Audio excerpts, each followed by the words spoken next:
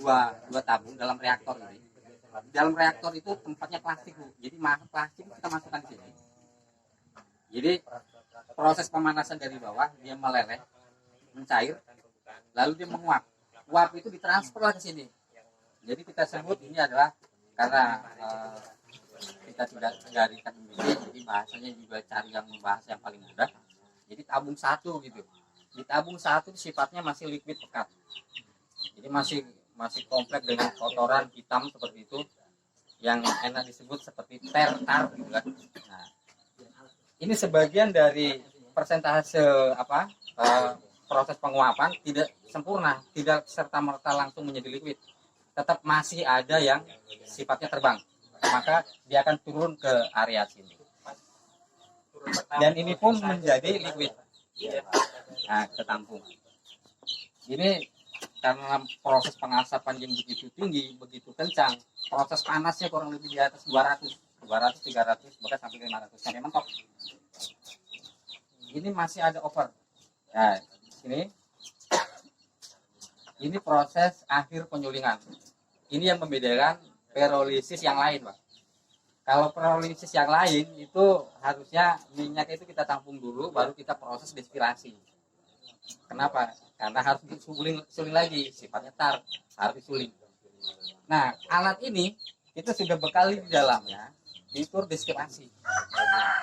Jadi menggunakan efisiensi panas yang ada di dalam, langsung berproses penyulingan di dalam. Liquid yang masuk itu langsung direbus di dalam, yang memiliki panas yang cukup tinggi. Kita tidak buang-buang waktu atau kesempatan. Sifat panas itu tadi kita gunakan untuk merebus. Lalu cairan ini masuklah ke kondensor utama. Dari kondensor utama ini bisa kita sebut grade A gitu, yang sifatnya sudah didestilasi ulang. Nah, proses ini tetap ada yang mampu mencair, adapun yang masih menyisakan atau yang tidak mampu mencair, tetap ada yang terbang. Itu juga saya kurang paham, mungkin bahasanya kita baca dari literatur jurnal-jurnal yang lain, seperti metana dari sini. Dari metana ini ada setelannya, kita over alih masuk ke dalam untuk pengganti pembakaran. Di dalamnya ada tabung pembakaran, masukkan ke dalam tabung pembakaran untuk pemanasan di proses plastik. Nah, itu. Dari gas metana ini sudah kita gantikan pengapian pertama. Nah, dari sini pun sebenarnya ada, cuman kami tidak membukanya. Kami tidak membuka, dan kami tutup saja. Nah, saya tutup di sini supaya apa? Ada perbalikan. Proses masuk di sini, di dalam sudah mencair, tapi dia buntu dengan udara, dia kembali, lalu nabrak lagi ke tabung satu dan mencair. Ini pun masih sifatnya metana, tapi metana ini meta yang pekat. Ini kalaupun kita bakar biasa seperti halnya di Pertamina itu langsung dibakar, karena jangan sampai ada seperti gas yang hitam itu memang harus dibakar. Nah, yang ini, tetapi yang di sini ini metana yang sifatnya bersih, kita bakar tanpa ada uap, tanpa ada asap maksudnya. Nah, ini bisa digunakan untuk bahan bakar di dalamnya. Gitu. Nah, untuk pola-pola ini konsep dasarnya kami membuat pirolisis itu untuk pembuatan arang, bikin arang aktif. Nah, arang aktif ini bertujuan kami membuat baterai, isi baterai. Jadi kita buat arang aktif ini untuk berbagai jenis, pertama dari untuk tanah, penetral tanah, filter air, bahkan pengisi baterai. Pengisi baterai, saya sering jahil itu, sering tanya-tanya sama Pak Ramli untuk proses bikin baterai ini bisa enggak dari batok kelapa, bisa sih. Prosesnya gimana dibikin arang aktif. Nah, saya juga ya jahil, jadi sudah dibikin, dites nggak mempan, nggak bisa. Ternyata harus diaktifkan lagi, dibuat, diproses lagi, ada bahan kimia yang dicampurkannya, direndam 24 jam. Setelah dikeringkan menjadikan arang aktif, itu yang digunakan ternyata. Nah, itu dari proses-proses ini. Dan limbah plastik pun kurang lebih sama seperti itu, sifatnya karbon. Karbon setelah diolah itu bisa untuk produk-produk luar. Tapi kalaupun bikin briket bukan untuk makanan. Nah, mungkin kalau untuk hal-hal yang di luar dari makanan itu bisa. Nah, dari beberapa jenis yang dikeluarkan ini jelas tentunya berbeda. Dari tabung 1, tabung 2, bahkan yang pasca di destilasi di dalam ini kualitasnya juga berbeda. Itu kita bisa lihat dari segi visual, dari warna. Yang pertama ini tar, apapun itu sifatnya hitam pekat. Mungkin kalau di tangan juga lengket, entah itu dari batu kelapa, plastik, itu lengket. Nah, makanya perlu proses treatment atau pemurnian lewat destilasi penyulingan seperti itu.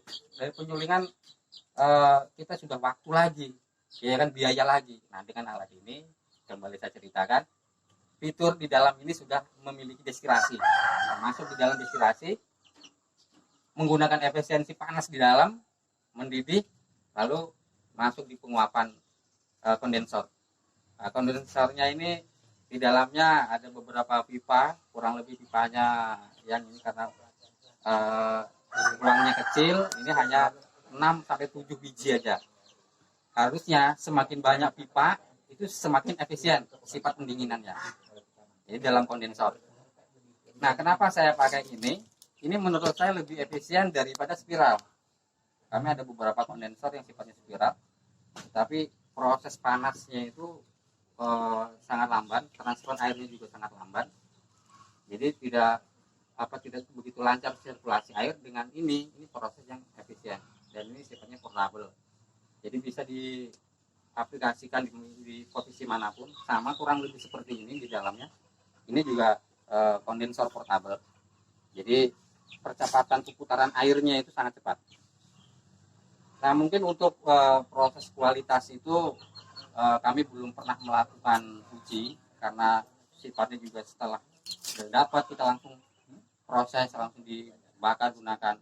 Walaupun kita banyak informasi bisa untuk BBM, bisa untuk bensin, tetapi tidak berani atau tidak mampu untuk ke arah sana karena proses perizinannya juga cukup rumit. Yang terutama bahan baku juga karena sifatnya untuk UKM, untuk penunjang usaha, jadi langsung digunakan aja porosnya. Nggak seperti kalau BBM tentunya ya harus tontonan lah, banyak lah. Nah, baru harus banyak melewati uji. Nah, ini sifatnya untuk membantu pengolahan ini. Dan ini pun nanti bisa ditransferkan ke produksi tempe, tahu, seperti itu. Sebagai bahan bakar terbuat dari limbah-limbah plastik. Seperti itu. Mungkin kurang lebih seperti itu yang bisa kami sampaikan tentang proses-proses pembuatan liquid dari plastik sebagai bahan bakar. Untuk rendemennya juga cukup tinggi, di atas 70-80%, dan keraknya itu hanya sekian persen, seperti itu. Dan ini harapan saya itu ada motivasi yang luar biasa untuk pengolahan sampah di Samarinda. Karena di Samarinda itu sendiri sampah itu seolah-olah sampah itu Pak dikoleksi. Jadi masalah. Dikoleksi, dibawa ditaruh. Nah, harapannya dari pemerintahan proses ini harus diambil. Gitu. Jadi untuk sampah-sampah ini kita proses sedemikian rupa, kita kempeskan, kita dipres, bahkan dibakar, dihabiskan. Nah, ini pun salah satu pertanyaan yang saya tidak mampu menjawab, mungkin dari para ahli yang mampu untuk menjawab. Nah, proses itu sampah plastik diproses seperti sanga-sanga itu masih memiliki radiasi B3. Nah, tetapi secara kasat mata dengan proses destilasi yang kita masukkan dalam air pendinginan pure tanpa ada asap, insya Allah hal ini akan terhindar dari hitungan B3.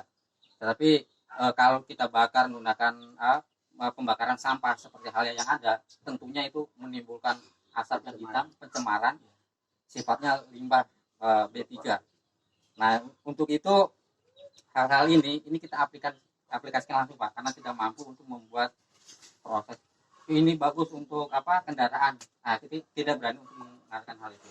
Tapi dengan proses-proses seperti ini langsung kita off-road dengan jelantah yang sudah dimurnikan, Jadi waktu proses pun tidak ada aroma api, tidak ada aroma asap. Nah, kalau menggunakan kompor oli, walaupun tidak ada asap, nampak aromanya tetap ada. Nah, tetap ada. Nah, dengan ini bersih. Nah, kita sudah uji tadi, sudah dicoba, malahan yang ada fresh ya. Ya. Mungkin demikian yang saya sampaikan terkait proses ini. Saya kembalikan ke moderator.